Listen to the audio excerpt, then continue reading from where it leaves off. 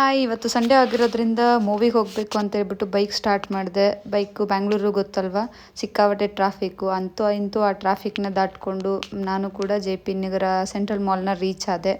ಅಲ್ಲಿಂದ ಸೀದಾ ಟಿಕೆಟ್ ತೊಗೊಂಡೆ. ಸೊ ಆಬ್ಸೆಷನ್ ಮೂವಿ ಅಲ್ವಾ, ಸೊ ಟಿಕೆಟ್ ತೊಗೊಂಡು ನೋಡೋಣ ಹೇಗಿದೆ. ಯಾಕಂದರೆ ಹಾರರ್ ಮೂವಿ ಅಂತ ನಾನು ಇನ್ಸ್ಟಾಗ್ರಾಮ್ ರೀಲ್ಸಲ್ಲಿ ನೋಡಿಬಿಟ್ಟಿದ್ದೆ. ಫುಲ್ ಹಾರರ್ ಆಗೇ ಇರುತ್ತೇನೋ, ಸೊ ಎಕ್ಸ್ಪೀರಿಯೆನ್ಸ್ ನೋಡೋಣ ಅಂತೇಳ್ಬಿಟ್ಟು ನಾನು ಕೂಡ ಒಬ್ಬಳೇ ಹೋಗಿದ್ದೆ. ಆ್ಯಕ್ಚುಲಿ ಮೂವಿ ಬಂದು 2:45 ಇತ್ತು. ನಾನು 3 o'clock ಹೋಗಿದ್ದೆ. ಅಂದ್ಕೊಂಡಿದ್ದೆ ಮೂವಿ ಆಲ್ರೆಡಿ ಸ್ಟಾರ್ಟ್ ಆಗಿರುತ್ತೇನೋ 15 ನಿಮಿಷ ಅಂತ. ಬಟ್ ಆಲ್ಮೋಸ್ಟು ಪಿ ವಿ ಆರಲ್ಲಿ ಇನ್ನೂ ಕೂಡ ಒಂದು 15 ನಿಮಿಷ 20 ನಿಮಿಷ ಅಡ್ವರ್ಟೈಸ್ಮೆಂಟಲ್ಲೇ ಮುಗಿಸ್ತಿರ್ತಾರೆ. ಅಂತೂ ಇಂತೂ ಕೂಡ ಬಂದು ಕೂತ್ಕೊಂಡೆ. ಮೂವಿ ಸ್ಟಾರ್ಟ್ ಆಯಿತು.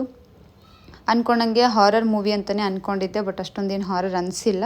ತುಂಬ ಚೆನ್ನಾಗಿದೆ, ನನಗಂತೂ ತುಂಬ ಇಷ್ಟ ಆಗಿದೆ ಮೂವಿ ಅಂತ ಹೇಳಿ. ಸೊ